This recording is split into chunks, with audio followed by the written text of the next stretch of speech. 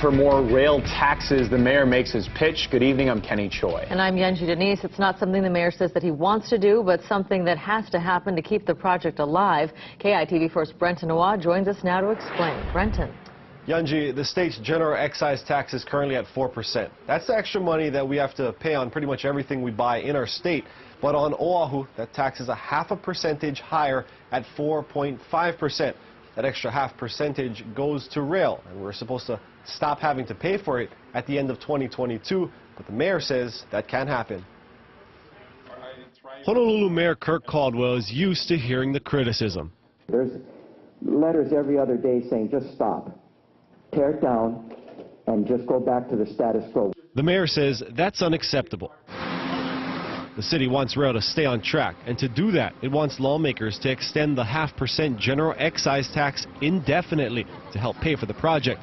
That didn't sit well. I have an issue with you when you talk about the fact that you did use an accurate plan because the federal government agreed to it. The fact that you're supposed to use 5307 bus money does not make this accurate. The fact that you guys didn't consider all the delays does not make that plan accurate.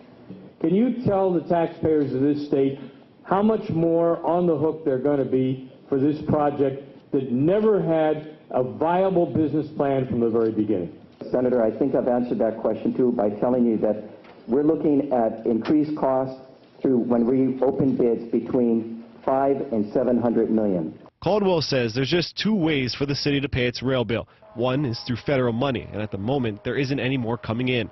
The other is that rail tax. It was supposed to bring in some $3.7 billion by 2022. Because of delays, rail could now cost hundreds of millions of dollars more than expected. That's the reason Mayor Caldwell says lawmakers need to keep that tax in place. But even those lawmakers who support the project have issues with the city's plan. You didn't even consider at the time that there are going to be delays. And this is what all the critics said early on, that we cannot anticipate what the maintenance cost is going to be, what the construction cost is going to be, because you cannot predict what's going to happen. Madam President, I can understand your frustration. I think I made my points pretty clear in my testimony as to why I'm standing here and asking. Caldwell says he's asking now because there's no other choice. It's extend the tax or put the brakes on building this train.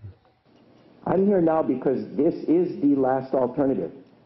I mean, again, as mayor, I wouldn't want to come forward and say, let's extend the GET unless I absolutely had to, and I saw no other alternative. And two, I'd like to push it off as far as I can. But we can't. The mayor also said that if the city doesn't finish its 20-mile project by 2019, the city would have to pay the federal money that it got back to the government. As for how long the mayor wants that rail tax to be extended, the number tossed around today was 35 years.